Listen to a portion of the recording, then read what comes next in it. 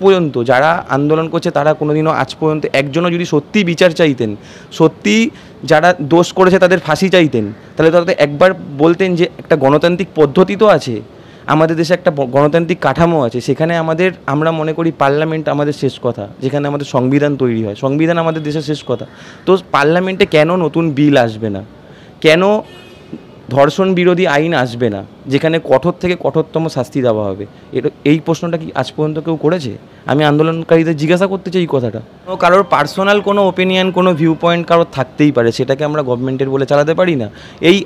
আমি যে ফেক নিউজের কথা বলছিলাম, ফেক নিউজের মধ্যে এটাও এক রকমের ফেক প্রোপাগান্ডা যেটা ছড়িয়ে দেওয়া হয়েছে মানুষের মধ্যে। কিন্তু যতক্ষণ বাংলার বুকে মমতা বন্দ্যোপাধ্যায় রয়েছে, এই নৈরাজ্য সৃষ্টি হতে দেবো না আমরা। মমতা বন্দ্যোপাধ্যায় একবারও নতি স্বীকার করেনি এই নৈরাজ্য সৃষ্টিকারী যে দলগুলো, এদের কাছে মমতা বন্দ্যোপাধ্যায়ের মানবিক রূপ আমরা দেখতে পেয়েছি কালকে।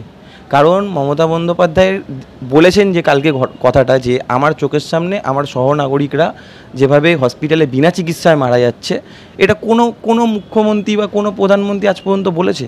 মানবিক মুখ্যমন্ত্রী বলতে আমি মমতা বন্দ্যোপাধ্যায়কেই বুঝি, যে কালকে মানুষের কষ্ট বুঝে, মানুষের কষ্ট দেখে সহ্য না করতে পেরে এই কথাটা হয়েছে। আপনাদের যেখানে মনে হচ্ছে সরকার কিছু ভুল স্টেপ নিয়েছে বা কোথাও কোনো প্রমাণ লোপাট হয়েছে, আপনারা সিবিআইয়ের কাছে যান, সুপ্রিম কোর্টে আপনারা সেটা বলুন। আপনারা কেন বলছেন না?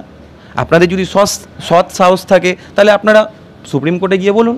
আজকে যখন নরেন্দ্র মোদী কথায় কথায় জওহরলাল নেহরুর সময়ের ভারতবর্ষকে টেনে নিয়ে আসেন, তখন কোথায় থাকে এরা? তখন কোথায় থাকে যখন কেরালার সাথে বাংলাকে বিভিন্ন সময় তুলনা করা হয়? তখন কোথায় থাকে এরা? এই দ্বিচারিতা মানুষ বুঝে গেছে, সিপিএমের ভণ্ডামি মানুষ বুঝে গেছে। সিপিএম ভোট বাক্সে শূন্য হয়ে গেছে, এখন ফেসবুক আর হোয়াটসঅ্যাপে টিকে আছে, তাও আর টিকে থাকতে পারবে না এখন। তাই ফেক নিউজ ছড়িয়ে টিকে থাকতে চেষ্টা করছে। আমতলা ফুলবাগানে যেখানে পুলিশ স্টেশনের মধ্যে একজন মানসিক ভারসাম্যহীন মহিলাকে রেপ করা হয়েছিল, আমাদের একজন স্বর্গীয় নেতা আছেন বামফ্রন্টের, তিনি 500 টাকা নিয়ে গেছিলেন নির্যাতিতার বাড়িতে ব্যাপারটা মিটমাট করে নেওয়ার জন্য। তারা এগুলো ভুলে গেছে, তারা বানতলার অনিতা দেওয়ানকে ভুলে গেছে, তারা তাপসী মালিককে ভুলে গেছে।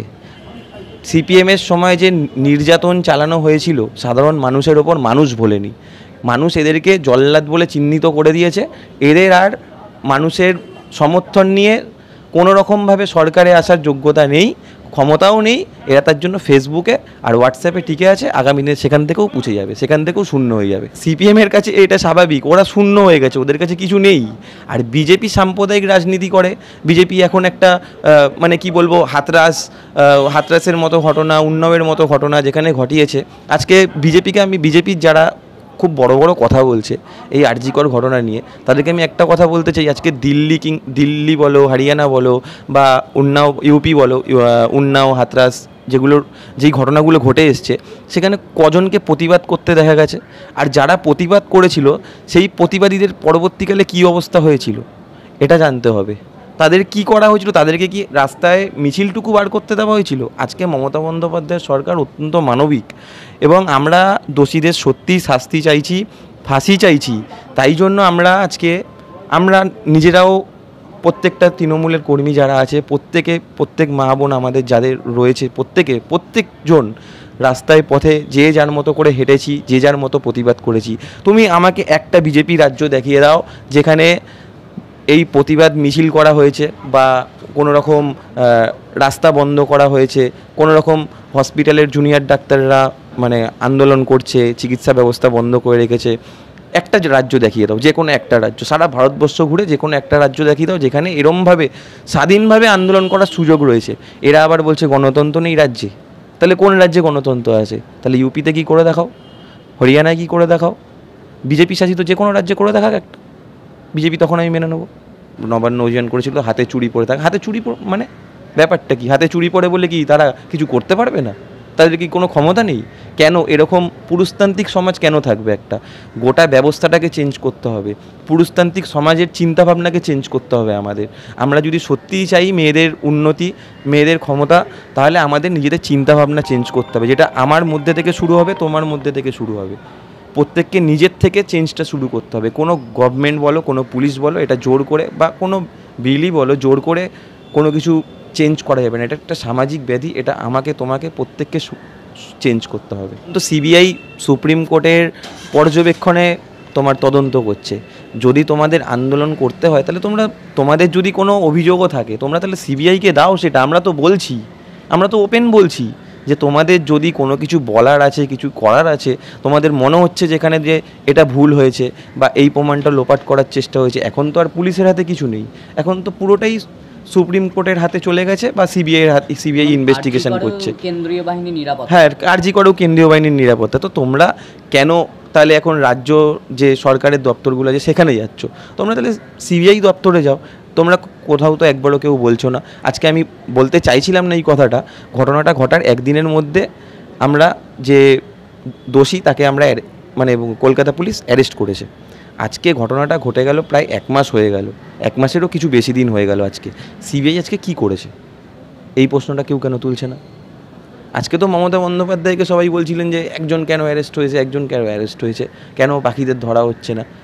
আজকে তো প্রায় 1 মাসের বেশি সময় হয়ে গেছে, আজকে তদন্তটা কেন এগাচ্ছে না? এটা কি তোমার মানে ওই সুপ্রিম কোর্টের বলা একটা উক্তি রয়েছে, সেটাই আমি বলতে চাইছি আর কি, যে সুপ্রিম কোর্ট বলেছিল না যে কেন্দ্রীয় সরকারের তোতা পাখি, সেরকমই কি অবস্থা? তো ওরা যে করে হোক, মানে তৃণমূল রিলেটেড যে কেউ হোক, কাউকে জোর করে ফাঁসিয়ে দেওয়ার একটা প্রবণতা আমরা দেখতে পাচ্ছি। এটা প্রথম মানুষ বুঝতে পারেনি, কিন্তু আজকের ডেটে যখন তুমি একটা গণতান্ত্রিক দেশে বসবাস করছো, আমাদের এখানে হাইকোর্ট আছে, সুপ্রিম কোর্ট আছে, একটা গণতান্ত্রিক পরিবেশ আছে, তুমি কাউকে যদি কোনো অ্যালিগেশন দাও যে এই দোষটা করেছে বা এটা করেছে, তাকে তো তোমাকে প্রমাণ করতে হবে। সিবিআই যে রাজনৈতিকভাবে কাজ করছে, বিভিন্ন আজকে বিজেপি কি ধোয়া তুলসী পাতা? বিজেপির তো অনেক নেতা রয়েছে যাদের নামে অনেক তথ্য রয়েছে বা যাদের নামে অনেক অ্যালিগেশন রয়েছে, তো তাদের বাড়িতে কেন আজ পর্যন্ত একজনও সিবিআই বা ইডির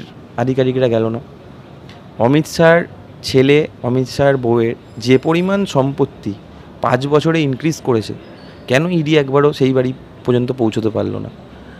তুমি গ্রেপ্তার করা তো দূরের কথা ছেড়ে দাও, তাদেরকে একবারও ডেকে জিজ্ঞাসাবাদ করা হলো না।